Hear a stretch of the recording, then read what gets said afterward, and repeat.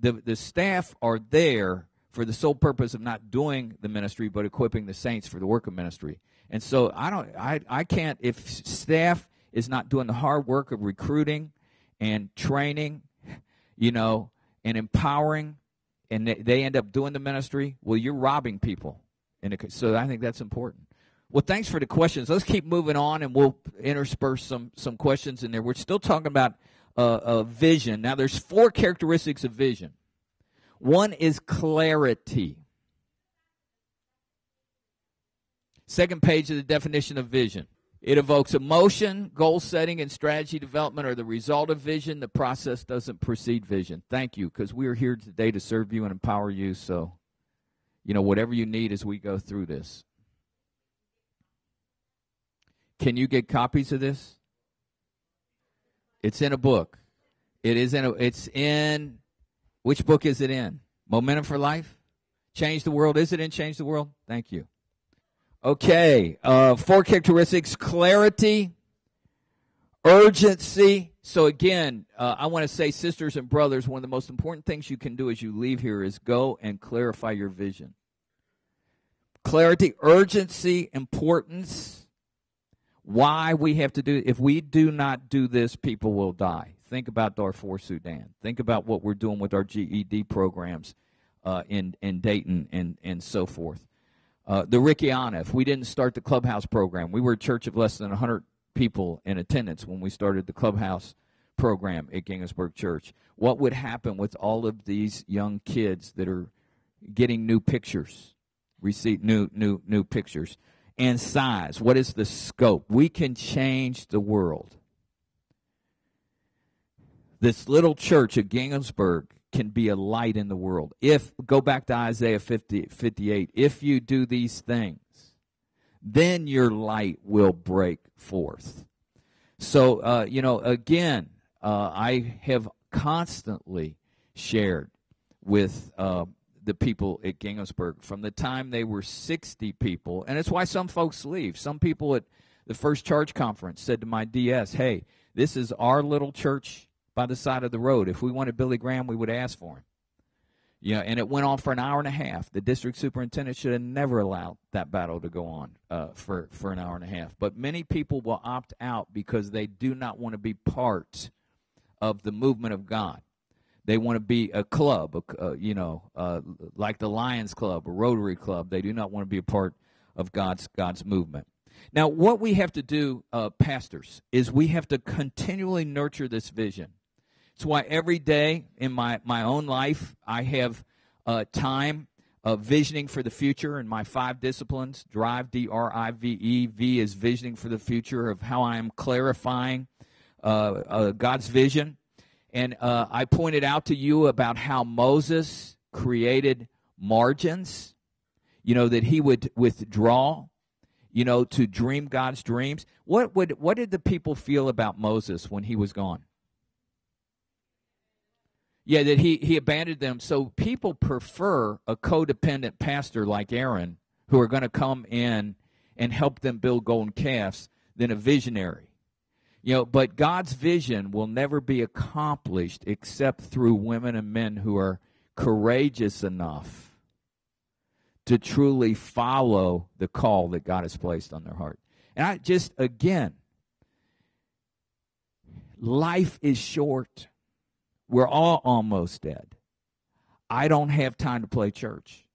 And until you realize the importance and the gift of this calling and the stewardship that we have of this calling. I just read today in the Word that every person will stand and give accountability for their life to God. All of us will be accountable to God for what He's given. So to nurture the vision, it's very important to allocate a time and a place. And for me, I have my study at home. I have this blue chair in my study at home.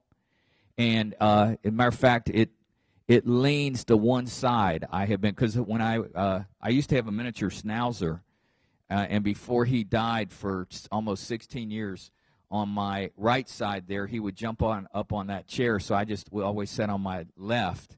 And now it's just, I'm stuck sitting on the... many of the books that you have read, as a matter of fact, if you read Momentum for Life, all of Momentum for Life was written right there in that chair. So this is a place, again, when I'm not in my church office, every morning that I have an opportunity to really kind of nurture that vision.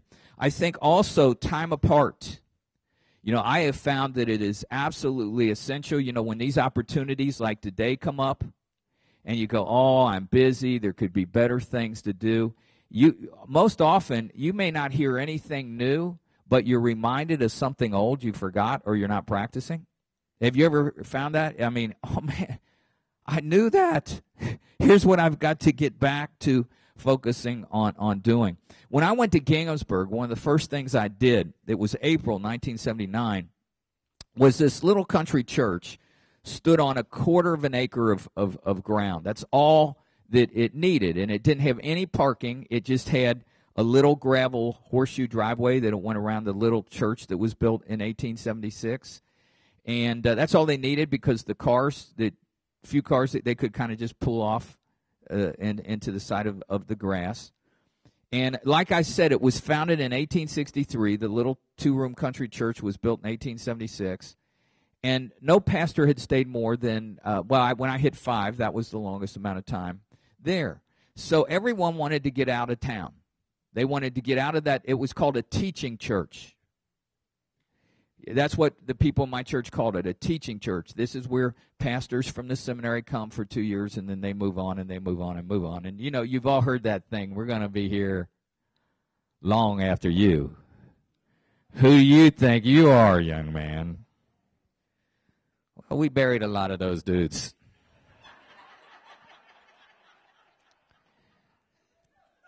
That's what has to happen in the church. There's got to be some deaths take place, and physical or spiritual. You better be hoping it's a spiritual death that's going to happen. Otherwise, God needs to take you out in the best Tony Soprano kind of way. So what I did is I went behind this little country church, and I asked God, I said, what is your vision for this place? This is April 1979. I've just been appointed to this church. And I said, God, I'm not going to leave this field till you give me a vision. So, I could picture, I was out there all day. It was kind of a chilly April day, blue skies. I still remember it, these white puffy clouds. I came in just pink as anything from sunburn, even though it's like 62 degrees and the sun still cooks you. And here's what I saw. I saw a church with 3,000 people worshiping. I remember I went and told my DS that, and he told me I was crazy. But I saw that. That's what God wanted to do. Now, what's so interesting is that when we hit 3,000, we plateaued there for 4 years because that picture was so strong in me. As a person thinks within themselves, so they become. That's why you have to constantly renew your vision and not plateau. I could see a church that was diverse and racially inclusive, because Tipp City was lily white, and in 1979 the Klan was still burning crosses in that area. So I saw a church that would be diverse.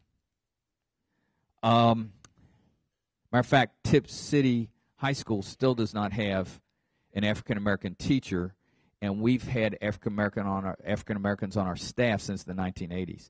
See, what you have to do is you have to demonstrate from the platform what the church is to become, not wait for the people to be ready, because they're never going to be ready. I could see a church that was truly Wesleyan in spirit, in demonstrating personal and social holiness. I saw a church that would be a light to the world, where people would come from around the world to see what God could do with widows' mites, with foolish things in foolish places. One of our last conferences, we had people there from 13 different countries. You see, so what you have to do is create time and space to nurture the vision. And the danger, here's the danger. I see older pastors cashing out, getting comfortable, thinking about, hey, I'm pretty good. Look at the conference. Look at how our church is in relationship to the rest of the conference, and I'm going to retire. I'm going to leave it to the younger folks. Man, and if you're going to retire, then quit eating and breathing the air. Leave that for the people who are still working. You know, I mean, there is so much. So what I make it a point to do is hang out with people who are ahead of me. One of the reasons Adam Hamilton's one of my best friends is he forces me to write more. You see? So, you know, I always want to hang out with people who are ahead of me. Now, here's the other danger. Younger pastors I see who are selling out. And they get into churches, and they have this great vision that God has placed on their heart, and then they give in to the terror created by the godfathers and mothers. See, so what is critical for us older pastors is that we don't cash out, and for you younger pastors that you don't sell out. So I hope for you younger pastors you see some of us who have not sold out, and I hope older pastors remember Moses wasn't really ready for prime time until he was 80 years old. That's where, so I'm already have a plan for my 70s to 80s.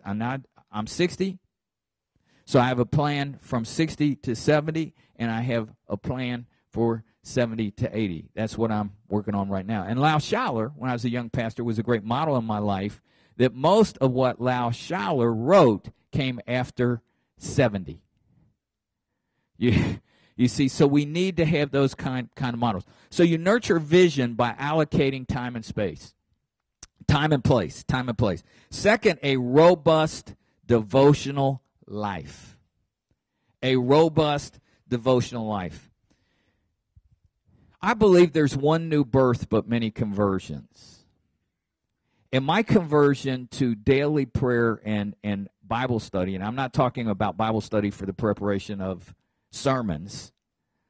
That's when we use the word for professional purposes instead of allowing God to use the word in us. I took a group of my doctoral students to Seoul, Korea in 1994. One new birth, many conversions. And we went there to study the cell movement in the church, small group movement. And, you know, the largest Methodist church in the world at the time was Kwan Lim United Methodist Church, like average attendance, 74,000 people. That was the largest Methodist church in the world at the time. So as we were there in Kwan Lim Church, what I really discovered is the power of the movement wasn't so much in the small groups. The power of the movement was in the Koreans' commitment to prayer. And before weekend worship, business folks would come in their suits and bring a change of clothes, like leisure suits or running suits, athletic kind of suits and so forth, and spend all night after they've worked all week. In Korea, I was just there teaching last year. Korea still has an annual growth rate right now of 8-some%, South Korea, while we're struggling around 1% or so forth here. And they would spend the whole Friday night in prayer for what God was going to do in people's lives on the weekend. I wrote in my journal, August 17th, 1994, from this day forth, I will not begin any day without spending a period of time in meditation on the Word, prayer, and journaling. So, it's just, think of it this way. Everyone here, I don't see anybody showed up in their pajamas. If I would have come here in my pajamas and then got home at the end of the day, cleaned up, shaved, and got dressed, you'd say I'm crazy. So how much more important is it to prepare our spiritual selves? We prepare our physical selves. How important is it for us to prepare our spiritual selves as we go out into the day, man? You wouldn't want me to be here if I didn't prepare my spiritual self. So I think a robust devotional life, it's amazing what God will say to you and how God will sharpen your vision through this robust devotional life. And 3, personal study that enables you to future cast. What are you studying right now that is preparing you to future cast? This is nurturing a vision for the future. Acts 7:22 says, Moses was educated in all of the wisdom of the Egyptians and was powerful in speech and action. Now, what I notice about that is it doesn't say that Moses was educated in all of the Pentateuch. right? All of the things that we learned in seminary, it says he was educated in the wisdom of his culture. So why could Moses be such an effective tool for God to use? Right? Because he understood the times in which he was placed. So not only do we have to be students of the Word, we have to be students of the culture. Now, right now, I hope politically, economically, but the question we have to ask is how the global economy is going to affect the future. You know, this is no longer an isolated kind of economy. We have an economy right now where a communist country owns 40% of American debt. Did you notice how China is not loosening up on human rights but is pushing back on a few things, especially as it comes with social media and so forth, how they're kind of pushing back again, how they're kind of wanting to go back to a social, that the people are getting too lax.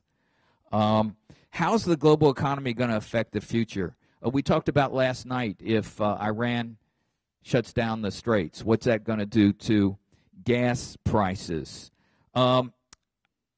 Our church was built, the mega church was built. The church growth movement was kind of like the Walmart philosophy, we called it. That people say, well, how does so many people come to Ginghamsburg Church? Well, if like Walmart, if you come in and out-service all the little mom-and-pop operations around you, then people are going to drive in from all the towns and villages. So what I saw when Walmart came into our area was the neat photography store closed. The framing store closed. The local drugstore, all owned by families, closed. So it was the same. The megachurch grew the same way. We came into areas, and when we began to say we're going to out-service all of the little churches around us, we're going to have better children's ministries, worship, service, and so forth. That's not going to work in the world we live in today. And one is just what gas prices are doing to affect that. I just read again, regardless of what Iran does, that gas prices could go over $4 again this summer. How far are people willing to drive to church? So by studying the future, my children care more about, they want excellence in worship, but they want intimacy in worship. It's not about worshiping with thousands of people. So what I knew was that we had to reinvent the parish model of church, the church in the neighborhood. Now, when I said reinvent, not redo the 1950s. But what does it mean for the church to become the empowering center of the neighborhood? You see, and all of this is about being students of the future. I showed this to some of the pastors yesterday. I want to show it again. What we're doing is we're restarting churches in at-risk areas. What does Isaiah 61 say? We looked at it last night, the theology. The people of this movement will be rebuilding, restoring, renewing the things long devastated. So we moved in. We restarted Fort McKinley United Methodist Church 3.5 years ago. Fort McKinley was down to 40 old white people, 60 and older, in a neighborhood that had transitioned in the 1960s. You know what? So all the people moved out to the suburbs, and so these 40 old white people drove back into this little church. And it wasn't that they didn't want to reach the people in the community. They didn't know how to reach the community, people in the community. They were still doing tired white European worship and trying to think that people in the community were going to come. No children were coming to this church. Now, 3.5 years later, you can buy a house in this neighborhood for $5,000. We just got a grant for $6 million to build 25 new houses. But today, 3.5 years later, the 400 attendants, no African Americans 3.5 years ago. Now this church is the largest African American church, Methodist, in Ohio, and it's half white. Pretty neat. Now go back to the April 1979 in the field. What was part of the vision God gave me? Diversity. Yeah, right? Diversity. But here, if I was not studying about the future, this is how we have to constantly, like Moses, be students of the future. In the 60s, in transitioning urban areas, people moved out. In the 80s and 90s, growing downtown Methodist churches, what did they do? They moved to the suburbs. But it has changed since the 1990s. We can't do church like we did in the 1990s. The problem is some of the churches in this room are doing church like they did in the 1950s and 60s. See, in 2005, a major shift happened where now 84% of Americans live in urban areas. Only 16% of Americans live where 74% of United Methodist buildings are located. Where do we keep sending pastors? To buildings, not people. This comes out of the Weems leadership statistics at Wesley Seminary. 84% of Americans live in urban areas. 74% of Methodist facilities are where only 16% of Americans live. We keep being married to our buildings and sending people to buildings instead of people.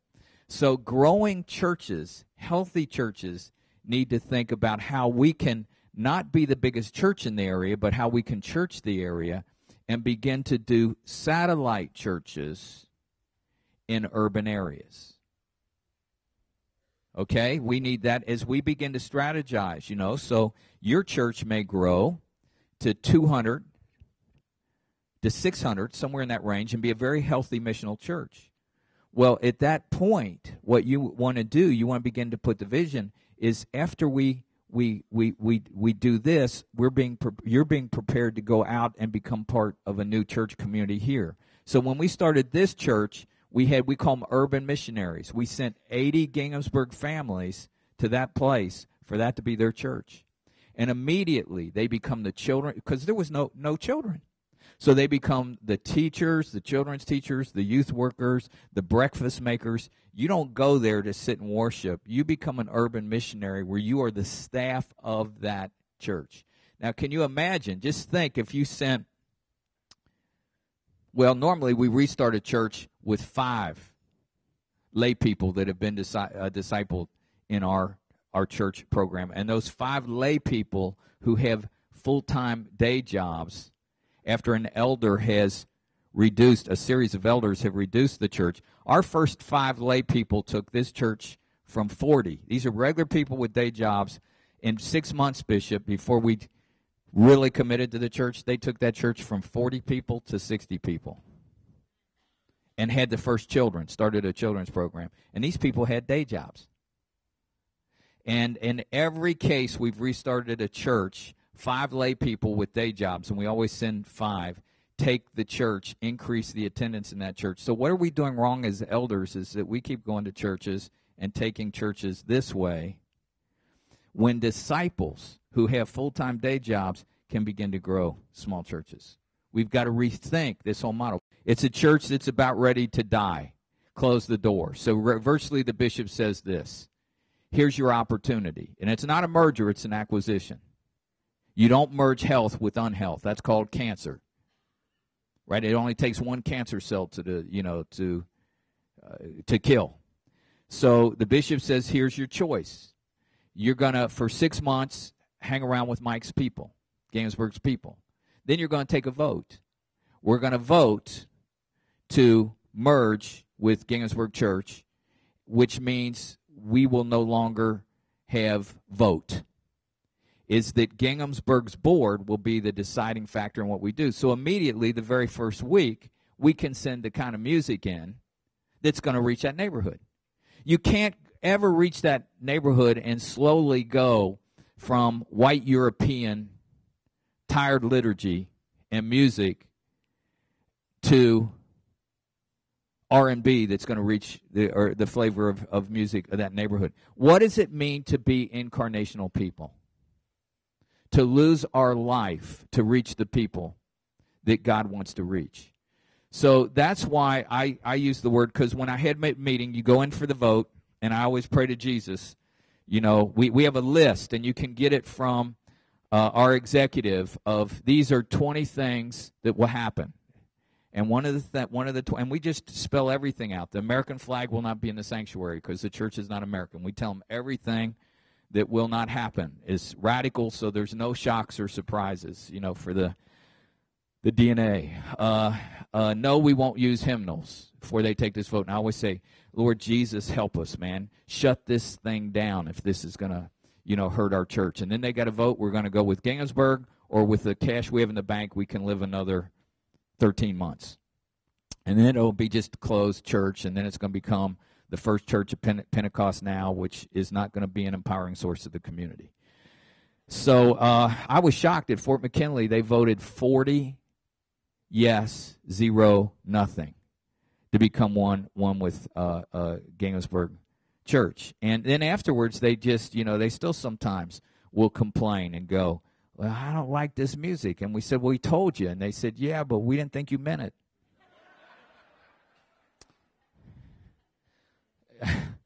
You know, so, you know, again, this is all comes from vision. We're still talking about your picture. We haven't even gotten to the other parts yet, your picture. Now, one other thing, and then we're going to take a 15-minute break. How do you cast that picture? How do you cast vision?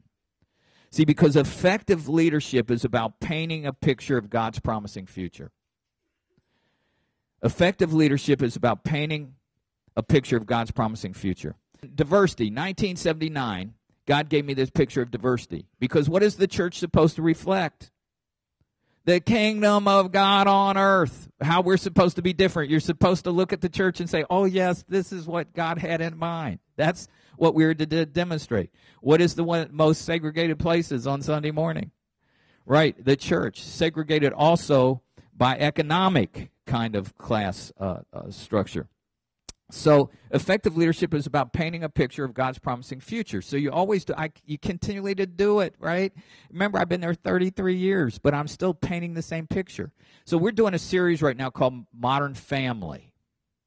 So and it's based on Genesis. I don't know how many of you know, Genesis is really a book on relationships. It's divided into 11 sections, and every section begins with the phrase translated, these are the descendants of, or these are the generations of, including relationship with creation.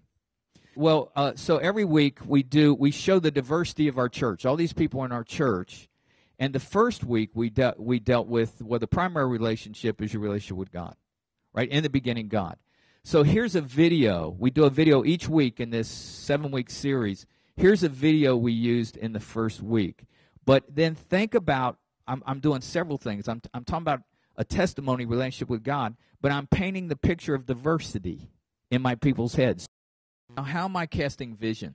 What is the continuity? I'm doing several things. That's right before my sermon the first week about family, and the first relationship we got to pay attention to is we got to work hard at a relationship with God, or we're going to look like right now the Republicans in trying to nominate, you know, who they even have the same ideology, and they're fighting each other. You see? So if your primary relationship's not right, all the other relationships, that was my message. But do you see what I'm even painting the picture of the vision that God gave me in a field in 1979 of diversity. How the church, movements aren't made in a moment. I've been there 33 years. Any of you sitting there, do not lose hope. Remember what I also said is that this movement, I may not reach the place of promise. I may not reach the promised land by being faithful to the past and carrying the past to the future. I will be a thread in fulfilling the movement that God has called me to. So effective leadership is about painting a picture of God's promising future. So one of the things is the importance of repetitious sound bites.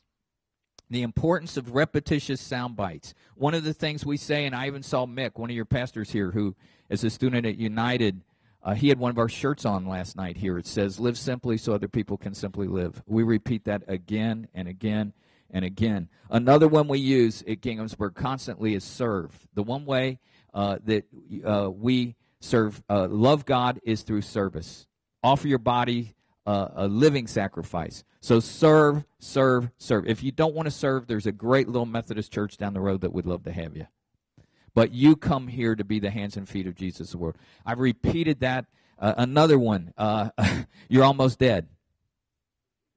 You know, I've repeated that for 33 years. We're the hands and feet of Jesus in the world. We're the only hands Jesus has. Repetition, repetition, repetition. Christmas is not your birthday. Barnes & Noble, that thing got out there so big, Barnes & Noble they did 2,292 books in one night and it was doing 1,000 copies a day for a while. I was shocked. I never had a book take off like Christmas is not your birthday. That word is getting around the church, and people are practicing that in their church. So the importance of repetition, repetition.